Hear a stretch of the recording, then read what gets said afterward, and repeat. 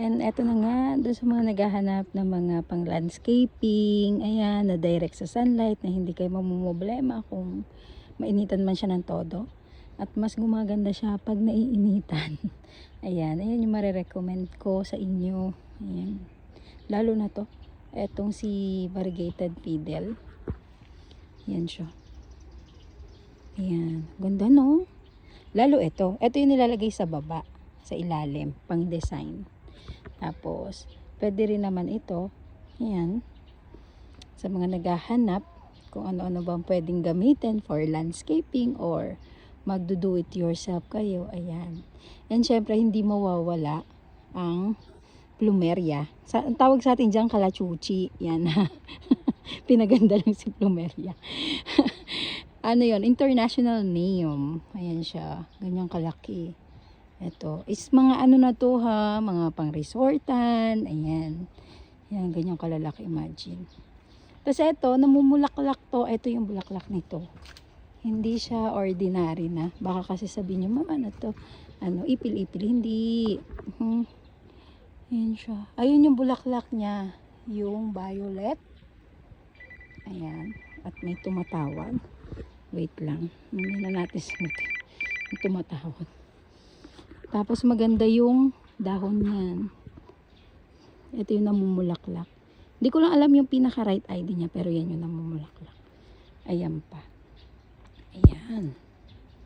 Tapos kapag need nyo na mga talisay, variegated, ayan. Ito yung red variety ng talisay. Malaki na to. Siguro mga nasa 7 feet na yung taas niya. Ayan, sa mga may interested, PM kayo sa page para mas maano. Ito, mga 12 feet. Ayan ha. Hindi ko kasi siya mapakita sa live. Sabi ko nga sa inyo is maano siya, matataas. Ayan. Ayan. Tower na sila kung tutuusin. Ha. Ito, ang ganda nito. Ito yung napaka blockbuster. Kasi ganyan siya ka laki. Pang display na talaga. Then kung gusto niyo naman na medyo small, yan. Mag-start pa lang kayo through small. Ayan, meron din naman. Ganyan naman siya. Pero, yung dahon niya is nagpipink pa rin. Ha? Ayan. Focus natin. Ayan siya. Ganda, no? Ayan. Ayan. Tapos, ayan. Yung mga pang feelers. Ayan. Mga pang direct sa sunlight. Ayan siya. Tapos, itong mga palm na to sa interested. Ayan, meron din. Naman. Ganito kalalaki yung mga ano, variegated na fiddle lime. Ganyan siya katataas. More on ang umu-order ng mga ganito, mga pang ano na guys, resort, tsaka restaurant. Yan, kung gusto nilang malaki na talaga. Kasi, syempre, for display na talaga. Kaya, hinuhuli ang landscaping kasi wala namang problema yan. Ganyan, nakaganyan lang. Binabaon na yan. Pag sa landscape, ibabaon na pati yung lalagyan niya. Sisirain lang yung ilalim para dire-diretso na siya. Ayan. Ayan yung makikita nyo sa landscape. Ito, si Australian fern. Ayan yung Australian. Nagiging puno din yan. Ha?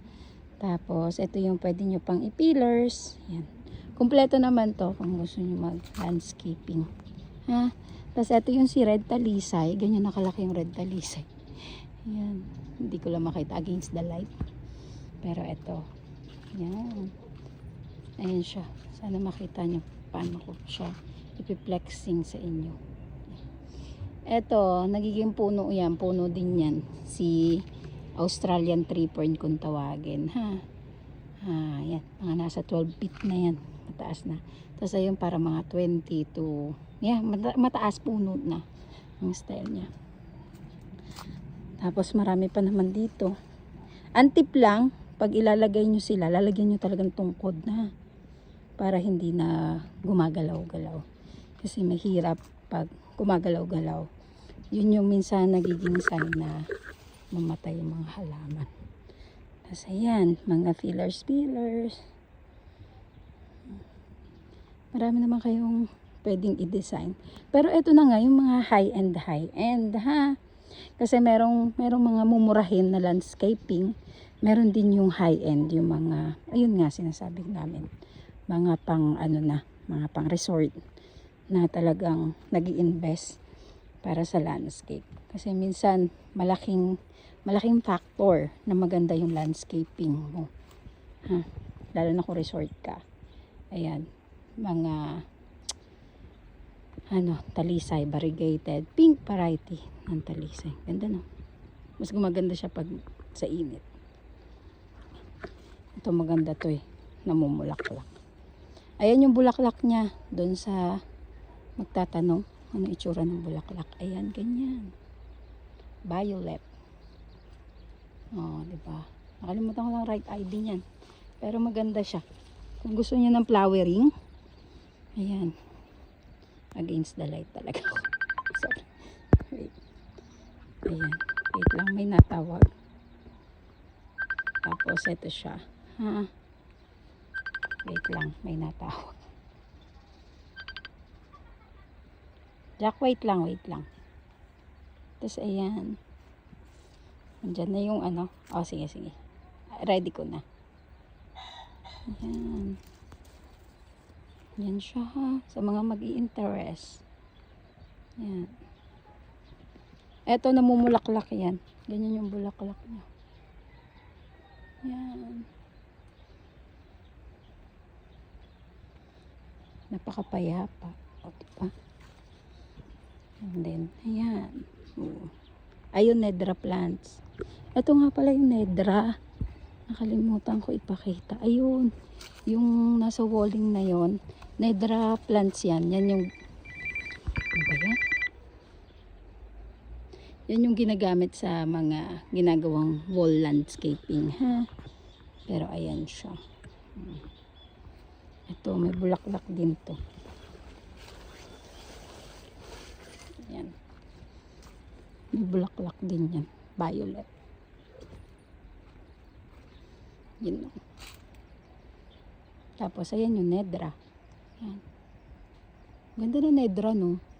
Tumataas siya ng ganyan. Nedra tawag dyan. Nedra plants. Ayan.